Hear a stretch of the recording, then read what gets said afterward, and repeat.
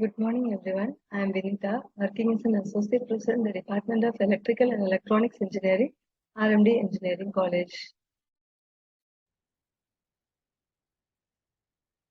Today I am going to explain about directional power relay.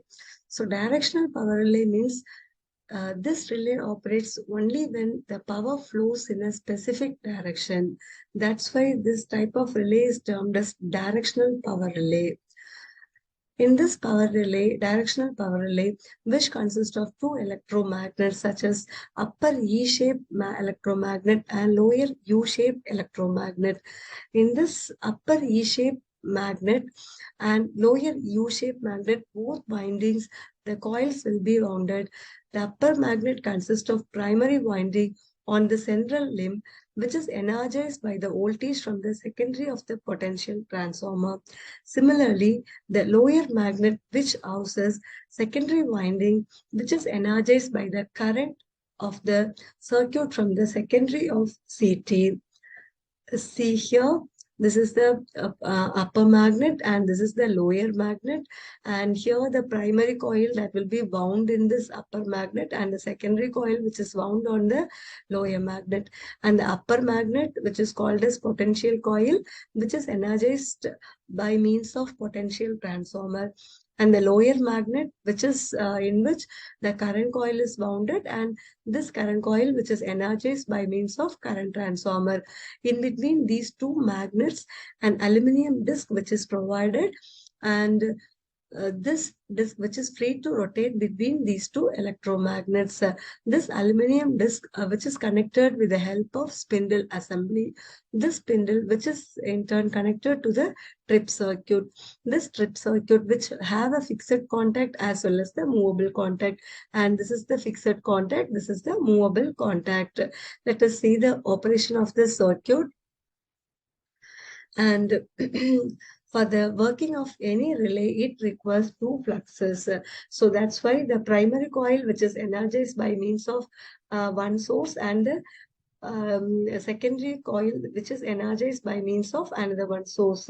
So if you take this diagram, when this that is the coil which is wounded in the upper magnet, which is energized by means of potential source, potential transformer, which will be producing the flux phi1. Similarly, the coil which is wounded in the lower magnet, which is energized by means of current coil, which created a flux phi2. Now these two fluxes will interact each other, and so the resultant torque will be produced, and this due to this high torque, this aluminum disc will starts to rotate.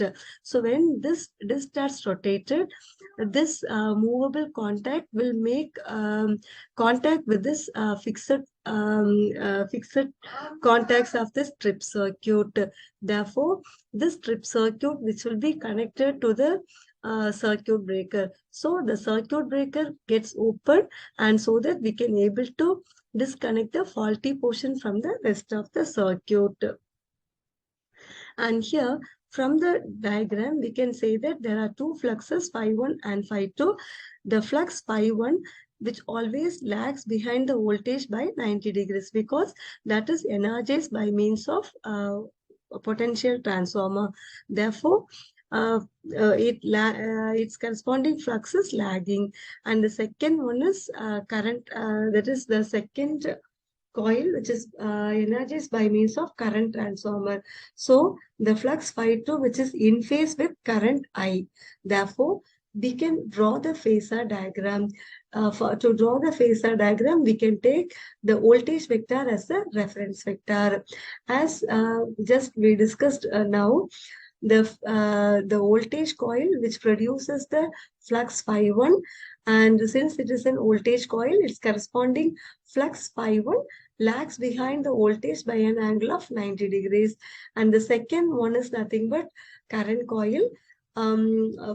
For this circuit, the corresponding current I, which lags the voltage by an angle of theta degrees.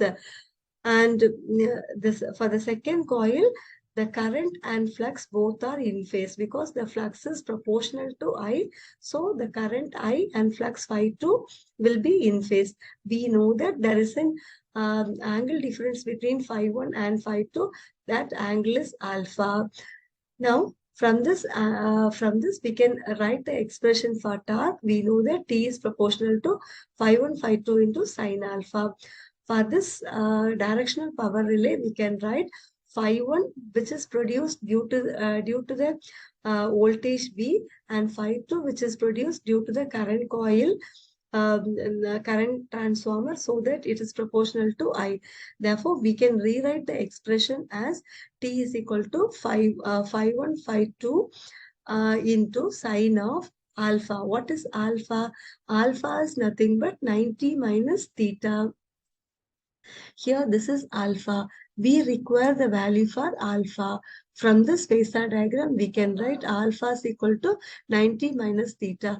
What is 90 minus theta? 90 minus theta is nothing but cos theta. So we can rewrite the expression as T is equal to V into I into cos theta. What is V into I into cos theta? That is nothing but power. Hence, the relay is activated only when the power flows in a specific direction. So, the relay activates whenever the fault occurs in a particular direction. So, this is the function of directional power relay. Thank you.